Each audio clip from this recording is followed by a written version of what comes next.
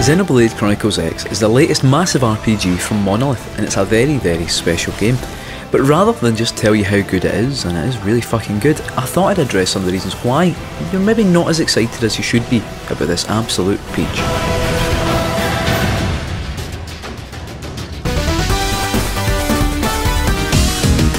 Number 5. But Scott, it's a sequel! Well, not really. The story here and the world it takes place upon appear to be unrelated to the previous game, with no Shulk, Rhine or even the Monado making an appearance. In many ways, this is quite common for the Xeno games.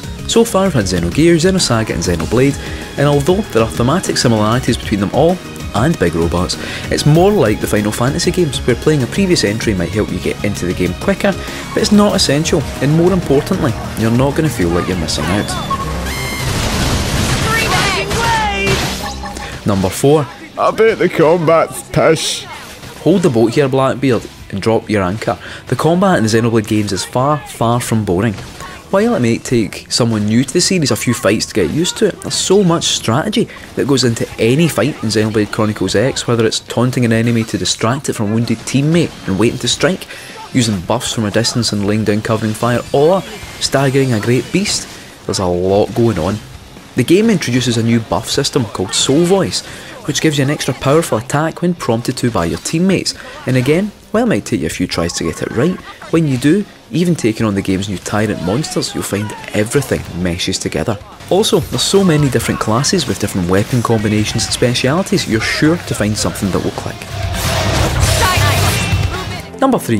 Hold on, is this a JRPG? We've already gone over how fresh and fun the combat is, but there's always going to be folk who, when they think of JRPGs, will think about Excel spreadsheets. Well, don't worry about it.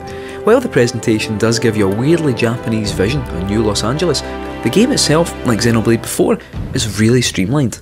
Yes, there's a few menus and you'll need to level up abilities, but it's no more complicated than the recent Fallouts or Mass Effects. The mission structure is also pretty straightforward, with chapters that move the story forward, affinity missions which tell you more about the characters, and little side quests which can be like fetch quests or requests to kill big monsters. The game pretty much lets you choose what you want to do after finishing chapter 3, and when the game really opens up, it feels like a proper challenge, like a real adventure is about to start. Number 2. Is this another massive open world for me to explore? This year it feels like a new open world game has been released every other day, and so many of them have felt pretty essential, like The Witcher 3 or Metal Gear Solid 5. The real difference you'll feel when playing Xenoblade Chronicles X is that in this game, and where it takes place, it's unexplored territory. You're an adventurer in a strange and hostile planet, and the whole game has a sense of exploration and otherworldliness that I haven't felt in a game for a long time. The open nature of the game creates a feeling of danger that's also absent from many other games, meaning you'll have to come within sniffing distance of enemies who can and will kill you in a single move. It's exhilarating, exciting, and never, ever boring. Number 1. Oh, it's a Wii U exclusive, I can't be bothered with that. Here's the big one. Probably the main reason stopping you from getting this game is that there's a strong chance you don't have a Wii U. And I can understand. While in our opinion it has the best exclusive titles, it's really suffered compared to the PS4 and the Xbox One, which is a shame, because games like Xenoblade or Splatoon or Mario Kart 8 and all those other brilliant games deserve a bigger audience.